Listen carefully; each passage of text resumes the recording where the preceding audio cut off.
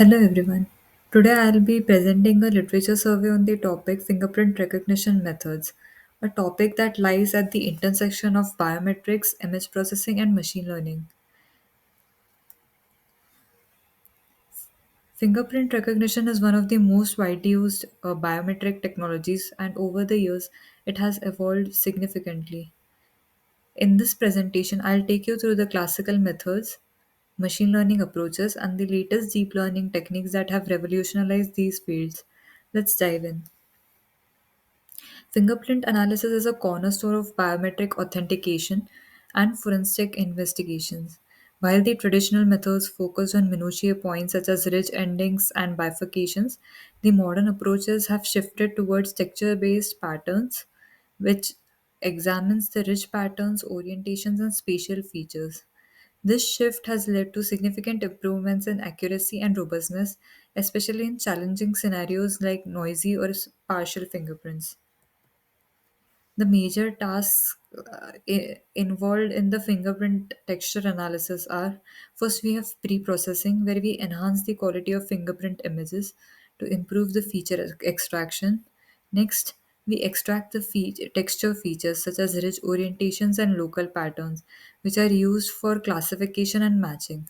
Finally, we have liveness detection, which ensures that the fingerprint is from a live person and not a spoof.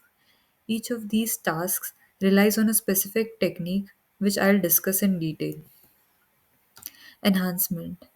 A critical pre processing step. After image acquisition, image enhancement will take place.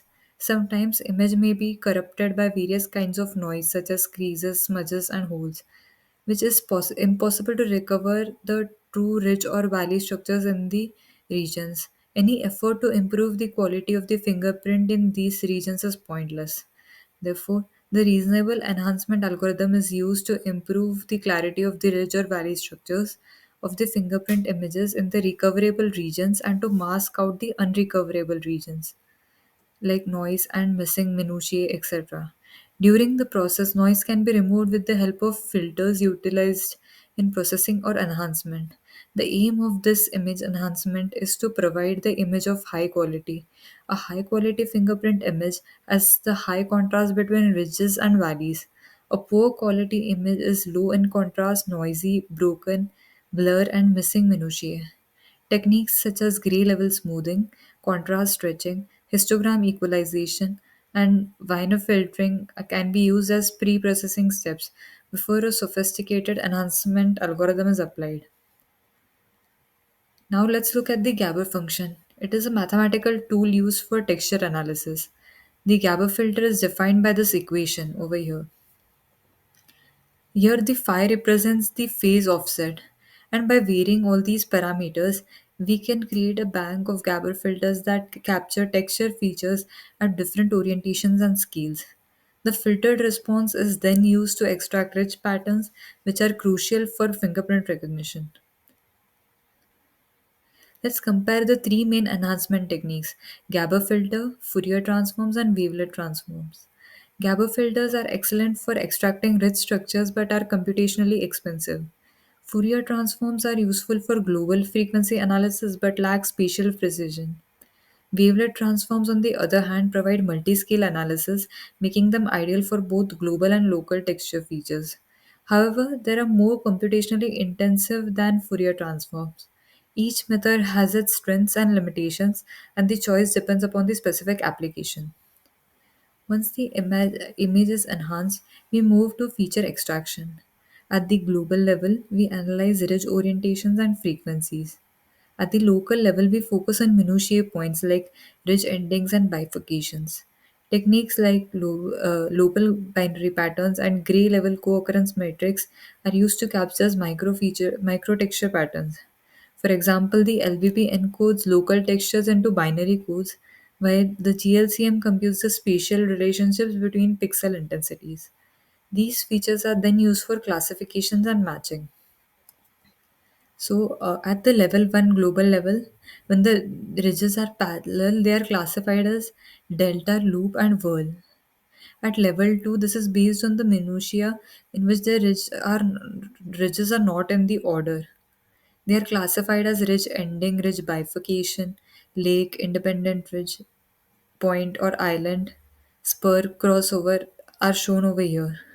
Then third, this one is a very fine level. Intra-ridge details are detected. Sweat pores are shown at this level is shown. Let's take a closer look at the GLCM, one of the earliest texture analysis methods. The GLCM computes the probability of two pixels with intensities I and j occurring over a specific distance g at an angle theta. This matrix captures the essential relationship between the pixels, which are then used to derive texture features like contrast, energy, and homogeneity. While GLCM is simple and interpretable, it can be computationally expensive and sensitive to noise.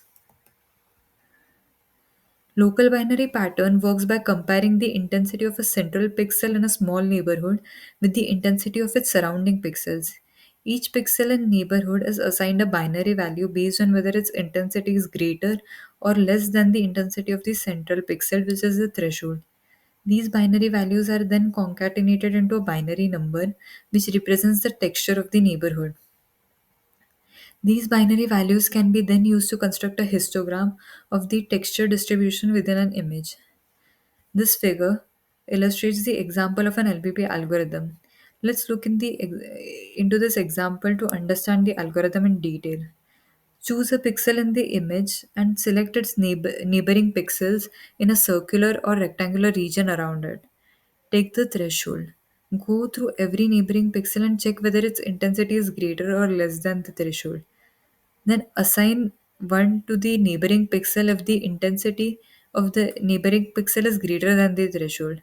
Assign 0 to the neighboring pixel if the intensity is less than the threshold. Combine all the binary values of the neighboring pixel to obtain a binary code for the central pixel. Repeat these steps for each pixel in order in the image to obtain a binary code. Now use the LBP values to construct a histogram. By constructing a histogram, we can capture the frequency of occurrence of different texture patterns in the image. This histogram can then be used as a feature vector for texture classification tasks, where the goal is to automatically classify images based on their texture properties. Next is the orientation field.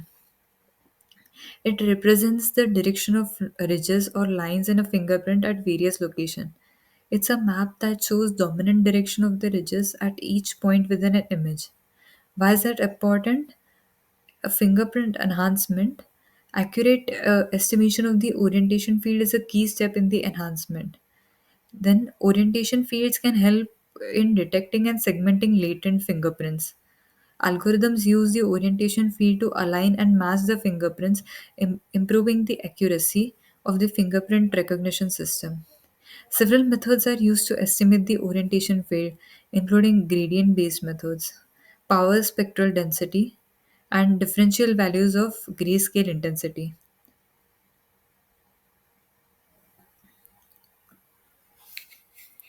Approach of orientation field. Estimating the ridge flow. The orientation field represents the dominant ridge direction at each point in the fingerprint, essential for image enhancement and minutiae extraction. Smoothing and regularization. To handle the noise and distortions, techniques like Gaussian filtering or polynomial fitting are used to refine the orientation field. Then finally, segmentation and alignment. The computed orientation helps in segmenting fingerprint regions and aligning patterns for better feature extraction and matching.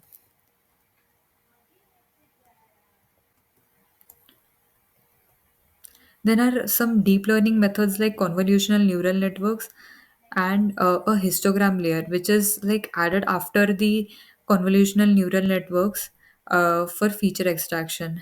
So it has a soft binning operation with the RVF using the back propagation for parameter optimization. It has several advantages in texture analysis after integrating it into the deep learning models. Now I'll start with the classification and matching task. There are various approaches. Let's start with the classical methods. The first one of the earliest approaches in fingerprint recognition is the minutiae based methods. In this method, we focus on detecting the minutiae points such as ridge endings and bifurcations, which are unique to each fingerprint. The process involves ridge thinning and tracing algorithms to extract these points. Once extracted, we compute the spatial relationships between the minutiae such as distance and angles and use algorithms like Huff transform to align and match fingerprints. While this method works well for high quality prints, it struggles with noisy or partial fingerprints such as minutiae extraction becomes unreliable in such cases. Next, we have texture based methods, which analyze the rich patterns and orientations in fingerprints.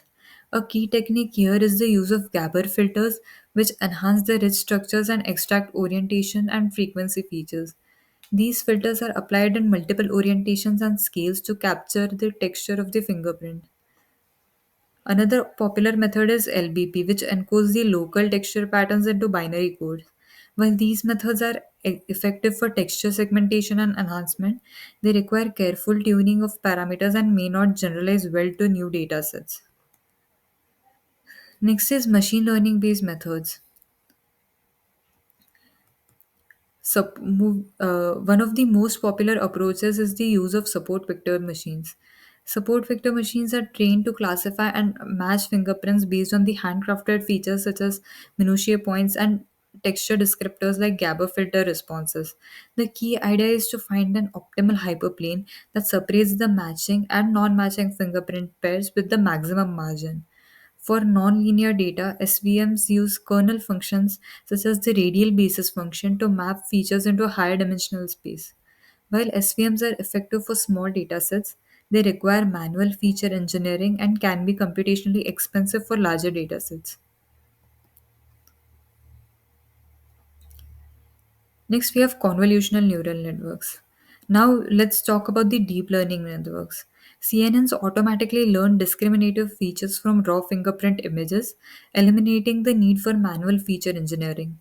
For example, in fingerprint liveness detection, a CNN is trained to classify fingerprints as real or spoofed based on subtle texture differences. Pre trained modules like BGG or ResNet are often used for this purpose. CNNs achieve the state of the art accuracy, but they require large labeled datasets and significant computational resources for training. Another deep learning approach is the use of Siamese networks for deep metric learning. In this method, two identical CNNs process a pair of fingerprint images and extract feature embeddings. The network is trained using contrastive loss or triplet loss, which ensures that the matching fingerprints are close in embedding space, while non-matching ones are far apart. This approach is highly effective for fingerprint verification and identification, but it can be computationally expensive due to the need for triplet based training. Next is GAN based augmentations, which uses generative adversarial networks to generate synthetic fingerprint images. A GAN consists of a generator, which creates synthetic fingerprints, and a discriminator, which tries to distinguish them from real fingerprints. The synthetic data is then used to augment the training set, improving the model's generalization to unseen spoofing materials. While this approach reduces the need for large real datasets, it is complex to implement and depends on the quality of the synthetic data generated by the GAN. Next, we have in the recent years, hybrid approaches have gained popularity. One such approach is the fusion of minutiae and texture features. Here, we extract both minutiae points and the texture features, such as Gabor filter responses, and combine them into a single feature vector. This fusion can be done at the feature level or at the score level, and it significantly improves the accuracy and robustness of fingerprint recognition. It also increases the computational complexity of the system. Another hybrid approach is the multimodal fusion, which combines the fingerprint data with other biometric modalities such as finger vein patterns. In this method, features are extracted from both modalities and fused using deep learning techniques. The fusion can be done at feature level, score level, or decision level, and it enhances both the recognition accuracy and liveness detection. However, this approach requires multimodal sensors and datasets which can be challenging to collect. Let's compare the three main approaches: texture based, deep learning, and GAN based. Texture based methods are simple but struggle with advanced spoofs. Deep learning methods achieve high accuracy but require large datasets. GAN based methods improve generalizations but are complex to implement. Challenges. Despite these advancements, several challenges remain. These include robustness to noise, generalization across sensors, spoofing detection, and real time performance. Addressing these challenges is crucial for the future fingerprint recognition. Looking ahead, future research directions include privacy preserving techniques, robust feature extraction, cross sensor generalization, and explainable AI. Additionally, 3D fingerprint analysis and multimodal fusion are promising areas that could further improve accuracy and robustness. To summarize, the fingerprint recognition has evolved from classical methods based on minutiae and texture features to machine learning and deep learning approaches that automatically learn discriminative features. Recent trends include hybrid approaches that combine multiple techniques to improve accuracy and robustness. While these advancements have significantly improved the fingerprint recognition, challenges like noise, spoofing, and computational costs remain. Future directions include explainable AI, unsupervised learning, and real time optimization. Thank you.